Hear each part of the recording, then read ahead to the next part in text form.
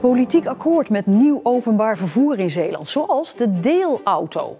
Waar ik erg blij mee ben, dat is dat ik mijn boodschapjes kan doen en dat ik zelf even uit kan zoeken wat ik eet. En verder vandaag in deze Zeeland Nu. Zeeuwse zorg dreigt overbelast te raken. Aangepaste viering in de klas of via de livestream.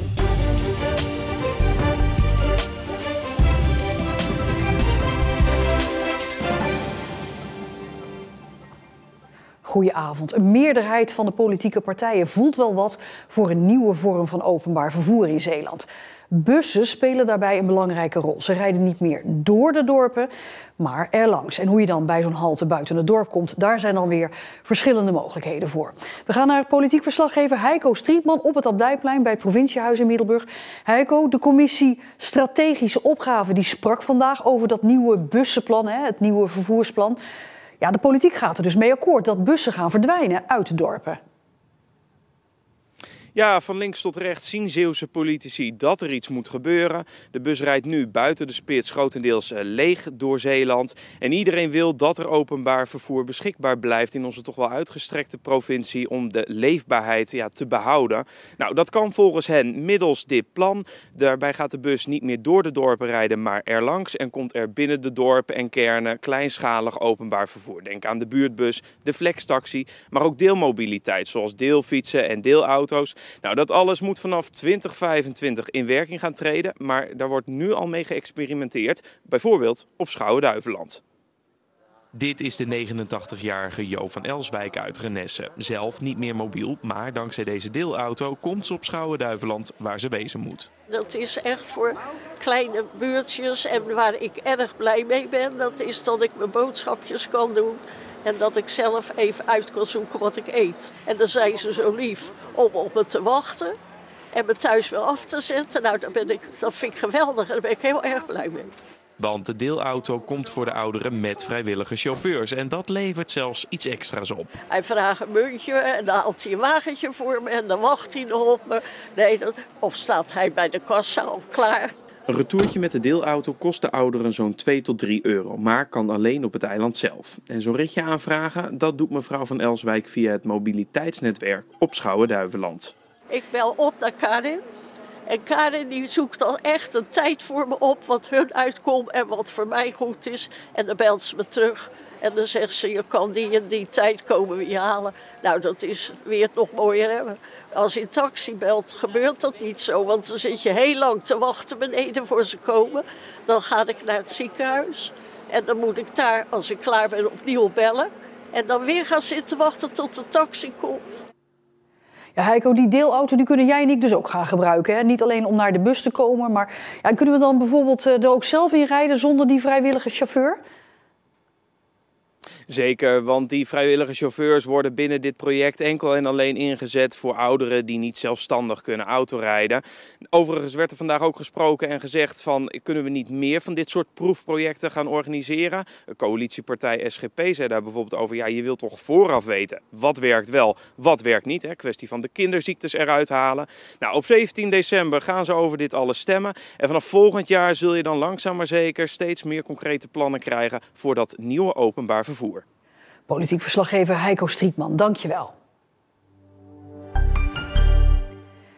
De Zeeuwse zorg kan de coronadrukte nauwelijks nog aan. Dat staat in een open brief van de burgemeesters van alle 13 gemeenten in de provincie. De burgemeesters zijn bang dat straks niet iedereen meer goede zorg krijgt door de overbelasting. Niet alleen in de ziekenhuizen, maar ook in de verpleeghuizen, thuiszorg en de rest van de Zeeuwse zorg is het alle hens aan dek, schrijven ze. De volledige open brief kunt u lezen op onze site. Weer een stap in het grote project Waterdunen bij Breskes. Provinciebestuurder Anita Pijpelink zette bij de notaris haar handtekening onder de grondoverdracht aan recreatieonderneming Molenkaten. Die kan nu gaan beginnen aan de bouw van vakantiehuisjes in het gebied. Dat een mengeling is van kustversterking, van natuur en van toerisme. Door een waterdoorlaat in de dijk moet in het gebied unieke ziltige tijdennatuur ontstaan. Door technische moeilijkheden met onder meer die waterdoorlaat heeft het project jaren vertraging opgelopen. Compostverwerker Indaver uit Nieuwdorp verwerkt in Zeeland ook de komende 10 jaar al het opgehaalde groente, fruit en tuinafval. In Daver kwam het beste uit de bus na een Europese aanbesteding. De Zeeuwse gemeenten zijn er blij mee, want GFT wordt alleen maar belangrijker in de toekomst. Ik zou geen afvalstroom meten die meer circulair is dan GFT. Want ja, ze komen het bij je ophalen. De groene bak, die gaat naar Nieuwdorp, naar de compostering. En ja, u ziet het hier achter u. Dat is de compost die weer in de tuintjes gaat van de mensen. Dus als er iets circulair is, dan is het wel GFT. Hij had mooiere kleren dan ik dacht dat hij had. Sinterklaas bezocht vandaag Zeeuwse scholen. In de klas, maar ook via een livestream of huisbezoek. Op basisschool Het Mozaïek in Oost-Soeburg kon het feest in de klas doorgaan, maar wel met wat aanpassingen. Iedereen bleef netjes zitten, iedereen kreeg zijn pepernootjes in een bakje. En nou, de kinderen hebben heel erg hun best gedaan om ons hartstikke welkom te heten. Dus wij voelen ons hartstikke welkom. Als je dan wat beter naar die baard kijkt, dan valt er toch wel wat op. Er zaten eerst wat weiniger krulletjes in en nu wat meer. Hoe zou dat nou kunnen? Dat weet ik niet. Heeft u een andere shampoo? Nee, geen andere shampoo, maar gewoon een andere kapper. Here we go on this rollercoaster life we know. Danny Vera staat niet langer op nummer 1 in de top 2000 van NPO Radio 2. Rollercoaster staat dit jaar op nummer 2. En Bohemian Rhapsody van Queen, dat is weer de nieuwe nummer 1. Dat nummer sierde al 17 keer de toppositie van de lijst. Er komen op dit moment meer egeltjes dan ooit binnen bij zoogdierenopvang De Mikke in Middelburg. Er zijn er op dit moment ruim 100. En er komen er nog elke dag binnen. En hoeveel egeltjes zijn hier normaal gesproken? Ja, normaal, wat is normaal, hè? Maar een paar jaar geleden waren er zo'n 25 en vorig jaar waren er al 60. Dat er nu zoveel egeltjes binnenkomen heeft verschillende redenen. Er zijn heel veel late jongen. Het is heel nat buiten. Er is weinig voedsel of bijna geen voedsel. En dan krijg je vooral die kleintjes, die krijgen het moeilijk. En die raken ziek. De zieke egeltjes blijven de hele winter bij de mikken om aan te sterken. En egeltjes in uw eigen tuin, mits ze een gezonde indruk maken, die zijn het beste bij te voeren met droge kattenbrokjes en water. Zonder vrijwilligers geen hospice. Gelukkig heeft Hospice Kaaskenshuis in Zierikzee een team van zo'n 60 vrijwilligers, waardoor ze nu al 15 jaar bestaan. De vrijwilligers staan voor de bewoners klaar tot het laatste uur.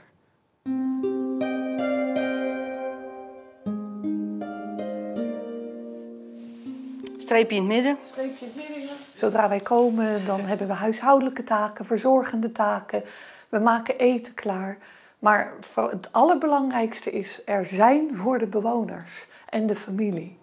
Rini heeft haar hele leven lang al in de zorg gewerkt. En dit vrijwilligerswerk ligt mooi in het verlengde daarvan. Wat je eigenlijk hier doet, heb ik altijd gemist in de verpleging. Gewoon lekker bij iemand zijn en de tijd ervoor hebben. En dat is zo fijn voor hier. Het is zo divers. Als ik in de auto stap 's morgens, weet ik nooit wat ik je tegenkom, wat je moet doen, wat er weer gebeurt. Je werkt met mensen, dus het is altijd anders. De dames werken 2 dagen in de week 4 uur per dag. En zodra er op de knop wordt gedrukt, staan ze klaar voor de bewoner. Iedere keer als Marianne de kamer binnengaat en deze weer verlaat, voelt ze zich ontzettend dankbaar. Als je een praatje hebt gemaakt en je staat bij de deur en de bewoner zegt dan nog dankjewel voor dit gesprek. Nou, dan ga je op vleugels naar huis. Daar doe je het voor. De meeste bewoners van het hospice hebben niet lang meer te leven. Daarom moet je als vrijwilliger wel sterk in je schoenen staan. Als je iemand hebt zien overlijden van je eigen leeftijd, ja, dan raakt het je wel eens. Maar we hebben zo'n goede groep met elkaar, daar kan je ook weer heel goed met elkaar over praten. En met de verpleegkundigen en met de coördinatrices. Dus ja, dat maakt het ook dat je het hier goed kan doen. Het werk geeft de vrijwilligers voldoening. En ondanks de kaarsjes die regelmatig branden, valt het ze niet zwaar. Nee, ik kan niet zeggen zwaar. En je neemt het ook niet mee naar huis. Dat moet je niet doen. Bij de voordeur, als die dicht gaat, gaat het ook voor jou dicht. Er staan bij de voordeur 2 mooie klompen. Die zijn ooit van een bewoner geweest. En ja, heel raar. Kijk ik altijd naar die klompen. Ik loop eruit en dan denk ik laat het hier. En zo voelt dat voor mij, ja.